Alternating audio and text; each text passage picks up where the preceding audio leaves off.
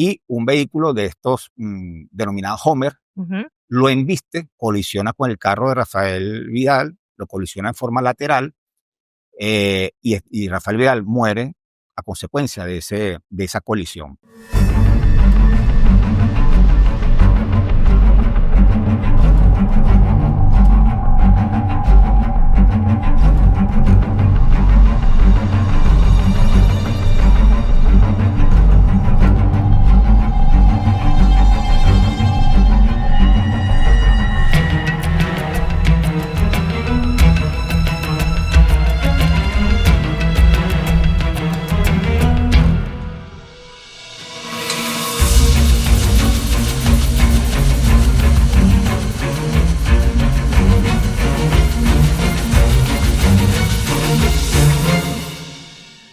Bienvenidos al episodio número 5 de Entre Crímenes Podcast, el podcast de Unión Radio creado para que conozcas lo que hay detrás de cada uno de los crímenes. Yo soy Cristina Coronado y junto a mi compañero Javier Rojas estamos aquí para darte todo lo que quieres saber entre crímenes. Buenas tardes, Javier. Hola Cristina, ¿cómo estás? Un saludo a toda la audiencia, bienvenidos a este nuevo episodio que estoy seguro que va a ser del interés general porque vamos a tocar un tema sumamente interesante referente a accidentes de tránsito y vamos a analizar específicamente un caso que tuvo mucha connotación en la opinión pública venezolana en la década pasada, es el caso del atleta Rafael Vidal. Así es, así que pónganse cómodos porque a partir de este momento vamos a hablar de dolo eventual, todos los aspectos que están relacionados con esta calificación y en dónde realmente cabe y en dónde no, porque esto es Entre Crímenes. En la firma de abogados Espinal Fernández contamos con más de 30 años de experiencia que se traducen en confianza y lealtad al atender tus necesidades jurídicas. Ubícanos en la carrera 16 entre calles 26 y 27, Edificio Estrados, piso 5, oficina 54 o agenda tu cita al 0412-672-9765. @Pablo Espinal F. Tus derechos son nuestra preocupación y tarea. Bueno, Cristina, vamos a hablar hoy de un tema, como ya dijimos, sumamente interesante e importante. ¿Por qué este episodio va a interesar a muchas personas o puede interesar a muchas personas? Bueno, fundamentalmente porque todo lo que estamos conduciendo un vehículo automotor o vamos de pasajero, vamos en la calle, estamos expuestos a un percance ocurrido con un accidente de tránsito. Y en este caso particular, es importante que la gente conozca las consecuencias que puede traer la imprudencia al manejar. Fundamentalmente porque existe esta figura del dolo eventual, como tú recién dijiste, y la gente tiene que comprender, tiene que entender que puede ser que la persona no tenga intención. En muy raras excepciones una persona va a tener la posibilidad de darle muerte a otra persona por un vehículo. Se entiende que quien está detrás de un volante no tiene esa intención de causar ni muertes ni lesiones. Pero a pesar de que no haya esa intención, pudiese haber la posibilidad de que a esta persona la sancionen como un homicidio intencional con unas penas altísimas de 12 a 18 años de prisión, no teniendo la intención. Y justamente de eso es lo que queremos conversar el día de hoy con cada uno de ustedes, como para ir desentrañando qué hay detrás de la existencia del dolo eventual, porque hablar de dolo eventual en Venezuela no es algo fácil. Entender cómo podemos saber qué es lo que está en la mente de un individuo, como bien lo señala Javier. Una persona se supone que sale de su casa y va a conducir su vehículo y en teoría no tiene intención de hacerle daño a nadie, claro. Pero ¿qué conductas, qué actos ejecutivos de esa persona tras el volante podrían significar un dolo eventual y en qué puntos no debería abusarse de esta calificación? Porque más allá de todo esto, una de las cosas que nos ha movido a hacer este episodio es la preocupación en la altísima incidencia jurídica de precalificaciones con dolo eventual, como tú bien señalas, de personas que no necesariamente tenían la intención de matar o de lesionar. Sí, bueno, fíjate, yo creo que pudiéramos iniciar quizás estableciendo algunos conceptos, algunas definiciones acerca de lo que es el dolo, la intención, la culpa, para que quien no es abogado empiece a entender estos términos y vea de alguna manera cómo puede influir en la calificación jurídica, es decir, en la imputación que eventualmente pueda haber sobre una persona. Totalmente. Cuando hablamos de culpa, hablamos de la factibilidad de que se te señale por haber hecho algo, mas no necesariamente ese algo que se hizo viene implícito con una intención.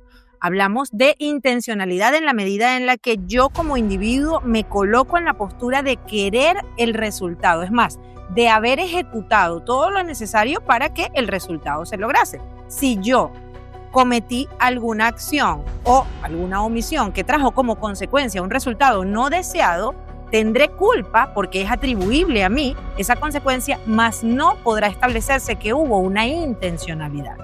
Sí, fíjate, como vamos a hablar del caso del atleta Rafael Vidal, pudiésemos de una vez poner como ejemplo para el dolo eventual y para la culpa lo que es el caso de la conducción de vehículos, pues. Entonces, bien lo dijiste tú en el tema del dolo eventual. Fíjense, debemos entender dolo como igual a intención. Cuando nos estamos refiriendo a la palabra dolo, estamos refiriéndonos a la intención de causar un daño. Eso es el dolo. Por su parte, en la culpa, como bien también referiste tú, en la culpa hay un daño, pero ese daño no se quiere cometer. La persona actúa bien por imprudencia, impericia, inobservancia de las normas o negligencia. Entonces, cuando hablamos de estas 4 posibilidades, nos vamos a referir a la culpa. El término culpa no es el término que coloquialmente utilizamos en la calle, en nuestra vida cotidiana. Cuando nos referimos a culpa, en derecho penal se refiere a el actuar con estos 4 supuestos: imprudencia, impericia, inobservancia o negligencia. Entonces, cuando dice, fue sin culpa. Bueno, en realidad, si no fue sin culpa, en derecho penal es distinto. Entonces, tenemos ese concepto: culpa y dolo. Sí. Y también importante que nos paseemos justamente por ese estado mental de los individuos en cuanto a prever un resultado. ¿Cómo sé yo que lo que estoy haciendo puede traer una consecuencia lesiva para mí o para otras personas? Pude haber previsto un resultado. Mi conducta en sí misma fue en extremo tan lesiva que pudo haberse evitado y que yo pude haber cambiado de parecer como para calificar la existencia de un dolo eventual. Justamente la figura de eventual en el dolo viene a ser el resultado de que no estaba esperado en el momento, pero vino a nacer. O sea, fue un evento que trajo como consecuencia esta situación. Y es allí en donde vienen una gran cantidad de discusiones dogmáticas, de criterios éticos, morales. Hay hasta elementos psicológicos aquí con el dolo eventual que hoy trataremos de desentrañarlos para ustedes. Sí, bueno, entrando ya en materia, analizando el caso de Rafael Vidal. Rafael Vidal fue un atleta muy querido en Venezuela, medallista olímpico, medallista panamericano en natación. Un gran atleta, un ejemplo deportivo y ejemplo de vida. Una persona sumamente querida. Después se dedicó al tema de comentarista deportivo. Fundó también unas academias de natación, tengo entendido. Y el hecho es que él iba transitando por la ciudad de Caracas una noche y un vehículo de estos denominados Homer lo embiste, colisiona con el carro de Rafael Vidal, lo colisiona en forma lateral y Rafael Vidal muere a consecuencia de esa colisión. ¿Qué elementos importantes tenemos aquí? Bueno, que el vehículo que ocasiona la colisión, dijimos que era una Homer, según las actuaciones policiales, según lo que establece, lo que refleja el expediente, iba a exceso de velocidad. Se habla de unos 140 kilómetros por hora. Es una vía que evidentemente no tiene, de hecho no hay ninguna vía en Venezuela que permita más de 100 kilómetros por hora. Y iba realizando competencias en la vía pública, lo que se conoce como piques. Y es aquí donde, si se quiere, se categoriza este tema del dolo eventual. Los piques, fíjate que el concepto pique, o la palabra pique, aparece en la ley de tránsito, entre comillas. Cuando se habla de la prohibición de realizar competencias en la vía pública, dice competencias en la vía pública, entre paréntesis, piques. Y entendemos que pique viene a ser el resultado del caucho que pica. Sí. Bueno, de competencia, pique también implica una competencia. Ahora, generalmente cuando ocurren este tipo de competiciones, está uno de los competidores en la vía, en el sentido de la vía, y el otro contraviniendo la vía, para que puedan tener este espacio. En este caso no, en este caso es una vía pública de una sola vía. Una sola vía. Okay. Y otro de los elementos importantes que, adicionalmente a lo que ya señalé, es el hecho de que esta persona también esta persona se le hizo un examen toxicológico al conductor que causa el hecho de la colisión y se determina que tiene metabolitos de cocaína en su sangre. Bueno, su sangre no, en su muestra, no sé si fue sangre o orina, no puedo determinar. Orina. Sí. Entonces, ¿qué implica esto? Bueno, que esa persona consumió una sustancia prohibida en un lapso entre 48 y 72 horas. Y el examen se practicó 48 horas después del accidente. Claro. Entonces, eso es un tema también sumamente importante a considerar. Entonces, partiendo de esta premisa, de esta gran cantidad de situaciones que manejó el conductor, vamos a analizar lo que es el dolo eventual. ¿Por qué se imputa dolo eventual? Bueno, con respecto al caso particular, no solamente es que venía a exceso de velocidad, no solamente es que venía realizando piques en lugares donde no se puede realizar piques, y el tema del consumo de sustancias prohibidas, sino que durante el juicio se estableció que el conductor ya había tenido previamente un accidente 5 años antes. Entonces, aquí entramos en el análisis del tema del momento psicológico, que se conoce en derecho penal, que es meternos en la mente del autor del delito y establecer qué pensó en ese momento. Es una cosa sumamente difícil, porque cómo te metes en la cabeza, en la mente de una persona para establecer ciertos aspectos del dolo eventual. Tenemos que partir de que en el dolo eventual quien va manejando no tiene jamás la intención de producir un daño, no tiene la intención de matar ni de lesionar. Pero sí considera la factibilidad de que ocurra. Claro, ahí entramos al dolo eventual. Es por la gran cantidad, o mejor dicho, por la imprudencia que va manejando, por su temeridad, de alguna manera por su osadía, en algún momento en su mente se tiene que imaginar, representar, examinar, prever que esa conducta imprudente que viene cometiendo puede ocasionar un daño, una lesión o una muerte. Y el hecho de que esta persona haya tenido un antecedente por un mismo suceso vial justamente establece lo que conocemos como ese estado de previsibilidad. Ya tú pasaste por eso. Desde el punto de vista cognitivo, tú sabes lo que implica un accidente de tránsito, estar involucrado en un expediente por este tipo de situaciones, y evidentemente el que haya existido este componente a nivel del expediente, pues se une a todos estos elementos que vinculados entre sí fueron necesarios para por supuesto, calificar el dolo eventual y establecer esa sanción en este sentido. Sí, fíjate que uno de los análisis que se vienen dando con ocasión a la aparición de esa sentencia es el tema de si esa si imputar el dolo eventual de alguna manera iba en contra del principio de tipicidad, porque la figura del dolo eventual como tal, dolo eventual, no está específicamente en nuestro catálogo de normas penales, en el Código Penal por excelencia. Entonces, ahí comenzó el tema doctrinario, de decir, bueno, pero si eso no está considerado como delito, ¿cómo lo puedes imputar? Entonces, hay unas sentencias bien interesantes, sobre todo la sentencia de la Sala Constitucional de 2011, que tú conoces a uno de los autores de ese recurso. Bueno, saludos al doctor Tutankamen Hernández, estuvimos juntos en la Universidad de Salamanca, magnífico fiscal. Bueno, fíjate, ¿qué pasó con...? Ese no fue el caso de Rafael Vidal, fue un caso anterior. Claro, fue un caso que ocurrió un año antes, en el cual, fíjate, es un caso también sumamente interesante para analizar. Es un conductor de una unidad de transporte público en el estado de Aragua, va transportando a los pasajeros en una vía pública de noche y es detenido por un puesto policial y le dice, enciende las luces y parece que andas como muy rápido. Y el conductor le dice, no, las luces no sirven. Entonces, él no entiendo cómo lo dejan seguir su camino, y él sigue su camino y más adelante arrolla a un peatón, a una señora.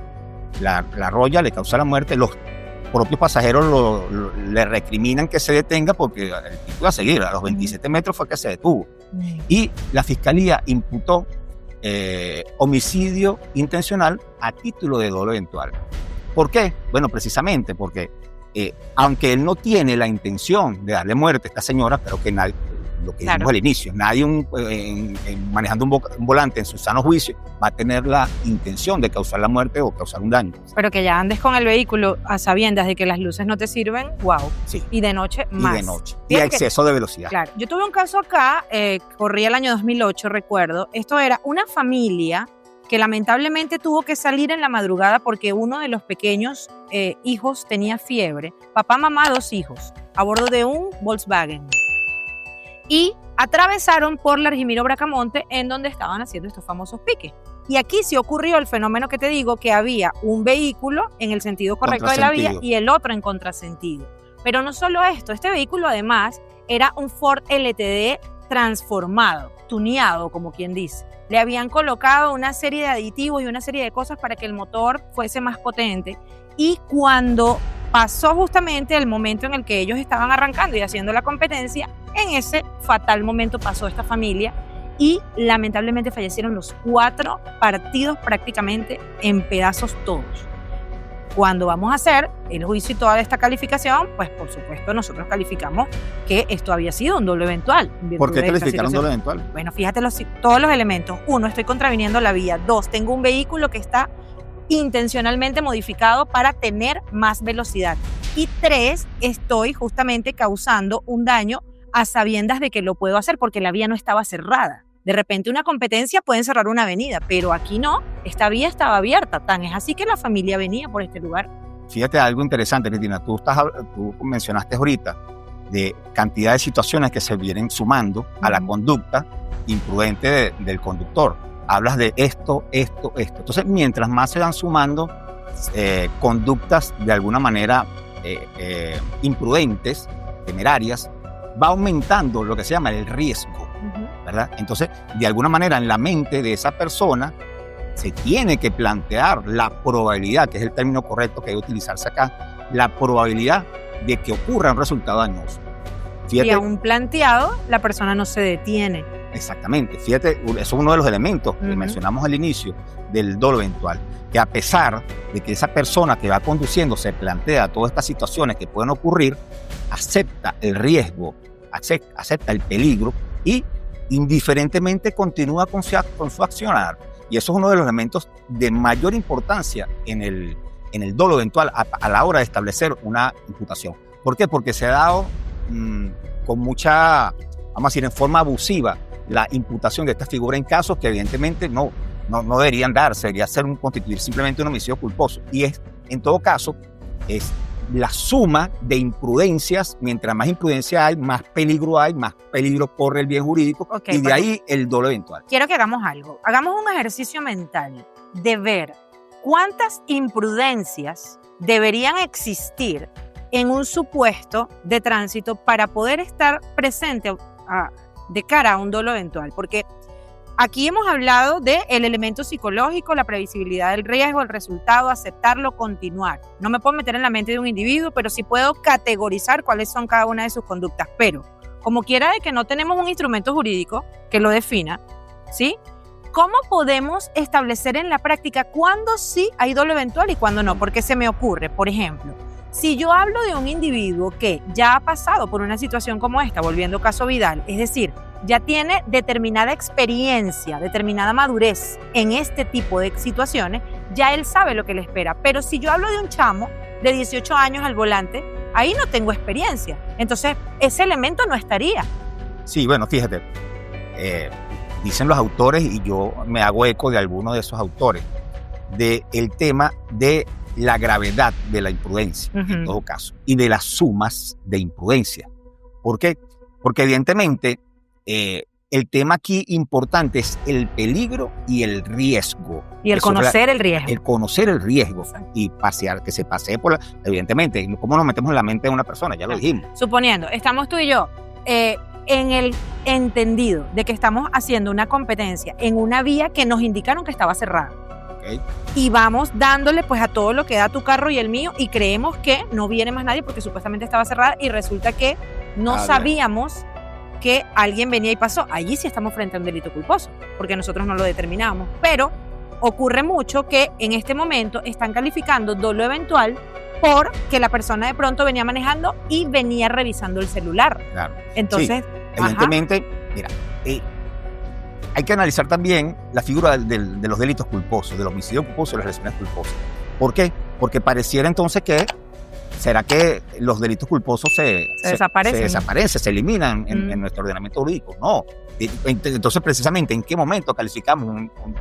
Te invierto la pregunta, ¿en qué momento calificamos que hay un delito culposo? Pero volviendo justamente a este punto, yo juez, ¿cómo establezco ese grado de culpabilidad? ¿Cómo establezco justamente en virtud de esa conducta, de ese actuar, obvio, yo voy a utilizar mis máximas de experiencia y todo esto para yo considerar, pero ¿cómo puedo, desde el principio mismo, que el derecho penal no puede haber analogía, cómo puedo yo categorizar una conducta y otra? Hablemos de lo que está pasando actualmente con la materia de tránsito, que es lo que nos trajo y nos dio este ruido. Incremento de más de 300% de calificaciones jurídicas de dolo eventual ahora por cualquier situación al volante. Entonces, ¿cuántos requisitos, cuántas situaciones, cuántas imprudencias serían necesarias acá? Fíjate, no hay un número. Hay que analizar en blanco. Primero, hay que analizar el caso en particular. Para establecer en cada situación tiene que haber de alguna manera determinar cómo fue ese accionar, si esa imprudencia, si fue una imprudencia demasiado extrema y si se suman otras imprudencias o otras impericias. Vamos a regalarle a la audiencia. O alguna negligencia. Mira, te invito a esto. Vamos a regalarle a la audiencia esto.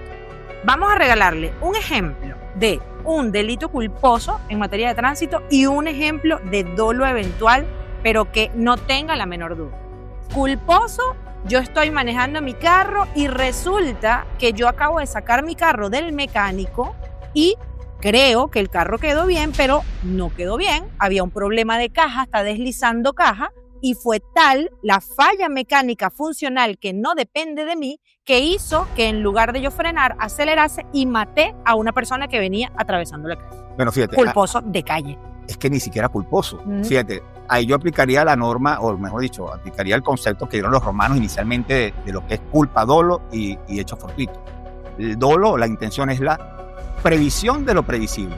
Si usted, un sujeto agarra un arma de fuego cargada, apunta a la cabeza de una persona y le dispara, o sea, no puedes decir que no tenías la intención de matar. Entonces, hay una previsión, ¿verdad?, de lo previsible. ¿Cuál sería lo previsible? El resultado, disparas a la cabeza, lo vas a matar. Entonces, previsión de lo previsible. Culpa, imprevisión de lo previsible, ¿verdad? Tenías que haber cerciorado de que el vehículo estuviese en correcto funcionamiento, pero puede tratarse de un hecho fortuito, de la imprevisión de lo imprevisible. Claro, pero me refiero a la calificación jurídica en ese momento. Pero es que ni siquiera yo lo imputaría como un homicidio culposo, porque ni siquiera se te puede atribuir a ti de alguna manera tú confiaste, cuando sacaste tu carro del taller iba perfecto, pero después tuvo otro problema. Ya lo determinará la expertacia mecánica funcional. Yo en ese caso, yo podría hablar hasta de un hecho fortuito, o incluso la negligencia puede haber sido del mismo mecánico. Del mecánico, pero puedes atribuirle la responsabilidad penal a él. Entonces, es un tema interesante. Volviendo nuevamente al tema de cómo determinarlo, bueno, precisamente eso por lo menos en cuanto a mí, es una de las preocupaciones y de reflexión, que al final del episodio hablaremos de eso, sobre la reforma legislativa que debe haber en materia de dolo eventual. Y el punto es, ¿cómo podemos calificar y cómo podemos diseñar lineamientos para una reforma legislativa en este sentido? Porque, ¿qué ocurre? Para poder establecer que haya un dolo eventual, se tiene que categorizar una serie de requisitos concurrentes. ¿Y cuáles serían esos? Entonces, en la práctica, vamos a llevarlo. Si yo voy en un vehículo y estoy bajo efecto de alguna sustancia, ¿sí?, o alcoholemia positiva o cualquier otro tipo de sustancia, ya por allí podríamos decir que entra un dolo eventual.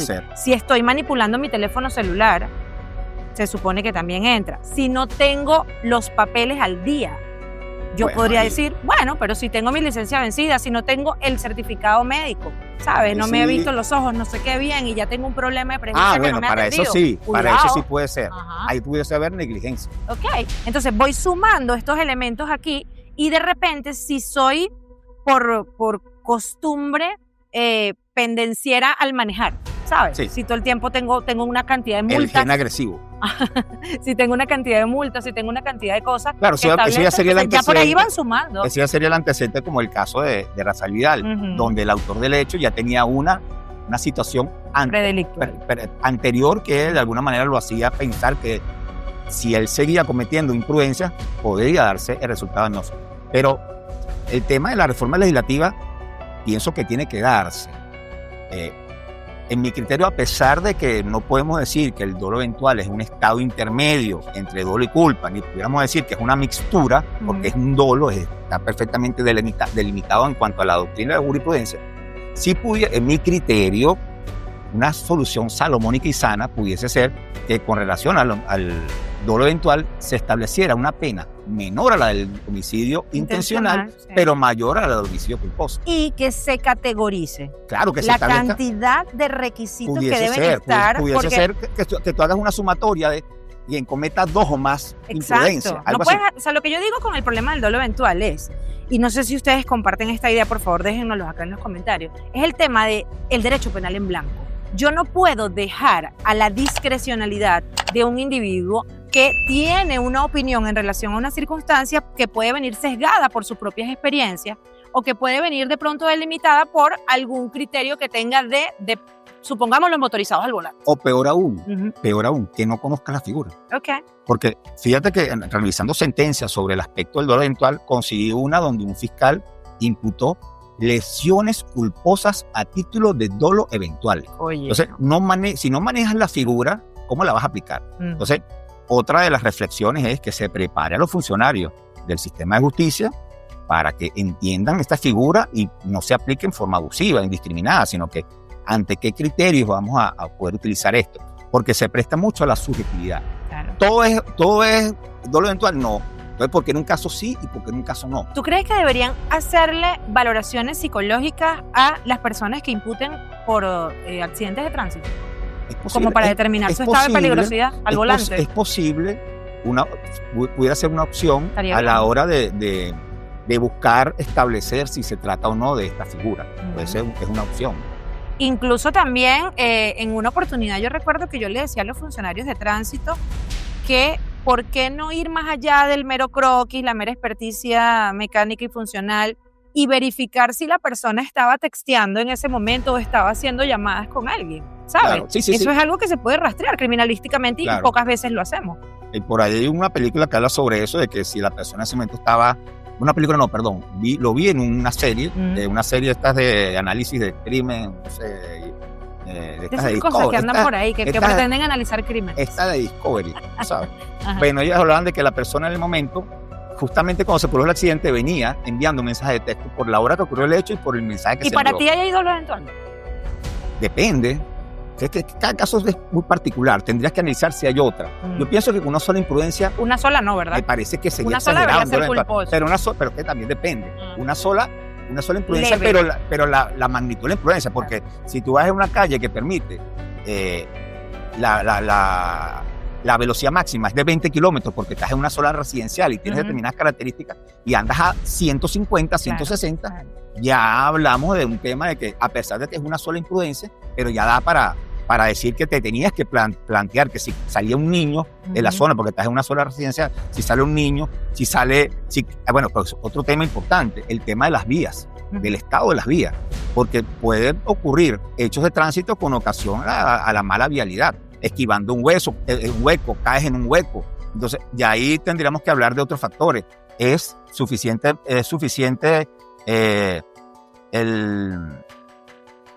tu deber de guardar respeto a las normas de tránsito y de alguna manera ser previsivo cuando tienes un hueco que te puede desarmar el vehículo. De hecho, aquí en Lara hubo un caso bien interesante de un sacerdote que estaba esquivando un hueco y al hacer esta maniobra impactó a una fiscal del Ministerio Público. Creo que la mató, la pobre. O la lesionó muy grave. Bueno, en fin. Entonces, justamente, esto nos lleva a esa reflexión a la que tú llamas. ¿Estamos listos para calificar a diestra y siniestra dolo eventual en materia de accidentes de tránsito? ¿Tenemos justamente la pericia como para saber en qué casos sí, en qué casos no? O a nivel criminalístico, contamos con todos los recursos, los hemos agotado en investigaciones como para poder determinar si esto era lo que ocurría o es solamente, como lo decía Javier, un elemento subjetivo de quienes están llamados a calificar. En la firma de abogados Espinal Fernández contamos con más de 30 años de experiencia que se traducen en confianza y lealtad al atender tus necesidades jurídicas. Ubícanos en la carrera 16 entre calles 26 y 27, Edificio Estrados, piso 5, oficina 54, o agenda tu cita al 0412-672-9765. @Pablo Espinal F. Tus derechos son nuestra preocupación y tarea.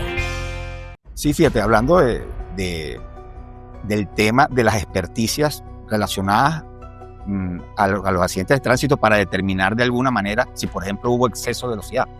Existen unas fórmulas matemáticas suficientemente documentadas, incluso yo en mi experiencia vi informes técnicos de funcionarios de tránsito con aplicación de esas fórmulas matemáticas con base a el rastro de freno, la marca de freno, el rastro de sangre, si había de huellas, del arrastre del vehículo, etc.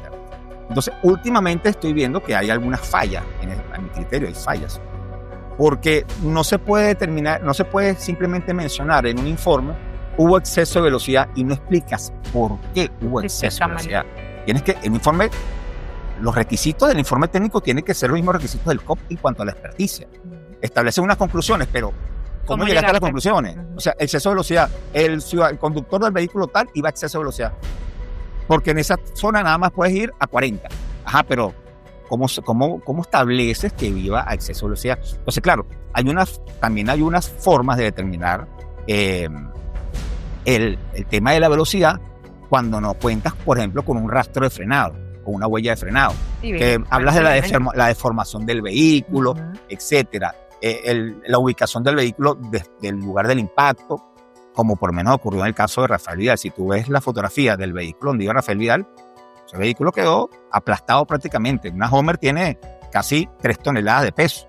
Y también las características del vehículo involucrado yo creo que tienen mucho que ver. Fíjate que en este caso al que te hago referencia, el hecho de que este vehículo lo hubiesen intencionalmente modificado para que corriese más, pues lo convierte en un arma más potente. Bueno, la ley de tránsito prohíbe, inclusive sanciona las modificaciones de los vehículos que lo hagan peligrosos. Entonces, bueno, es un tema que da bastante tela que cortar. Pero en conclusión, necesitamos que estén por lo menos dados unos 2 o 3 imprudencias y que sean considerables. O una imprudencia que sea demasiado extrema, demasiado grave, una imprudencia gravísima o lata, como le denomina el derecho penal. Y que la persona realmente haya establecido y haya con un acto volitivo decidido asumir el riesgo. Claro, importantísimo eso, porque si no, no habría dolo eventual. Bueno, y también ya para concluir, como reflexión, el tema de la reforma legislativa, que debería haber, o sea, no solamente en este aspecto, en muchos aspectos. Fíjate, analizando el tema de una cosa curiosa, analizando el tema de los accidentes de tránsito, las lesiones culposas y los homicidios culposos. Fíjate que el artículo 319 del Código Penal, que establece la falsificación de documentos públicos, establece una pena hasta de 12 años por falsificar un documento, y la pena por el homicidio culposo hasta 5 años. Entonces, yo no estoy diciendo con esto que se tiene que aumentar la pena del homicidio culposo. No, me parece que es una pena que está perfecta con ocasión a la voluntad del autor y al daño causado. Pero es más grave. Claro. Alterar un documento. Falsificar un documento. Claro, falsificar un documento público es delicado, es grave. Porque puedes afectar no solamente a la fe pública, sino también puedes afectar la administración de justicia. Aplicar también, si ese documento lo utilizas para cometer una estafa, estás también yendo en contra del patrimonio de una persona. Pero imagínate, es más grave falsificar un documento que un accidente, que causar la muerte de una persona en un accidente de tránsito. Entonces, el tema legislativo es un tema que hay que tomar en consideración. ¿Y ustedes qué piensan? Cuéntenos acá en los comentarios qué les está pareciendo toda esta tertulia jurídica acerca de estos temas e invítennos a tocar un nuevo tema diferente que ustedes quieran que tengamos y abordemos. De verdad que agradecidos con todos por la receptividad, y la invitación es para la próxima semana para que analicemos alguna otra cosa que ocurra entre crímenes. Sí, bueno, gracias nuevamente por la audiencia, por la interacción, y estaremos hablando. Yo creo que este tema se puede ampliar un poco más. Mucho más. Porque podemos hablar también de la flagrancia en accidentes de tránsito, que es un tema también de mucha preocupación. Dejemos que la audiencia decida. Ok, bueno, gracias a todos por su audiencia. Nos vemos. Bye, bye, chao.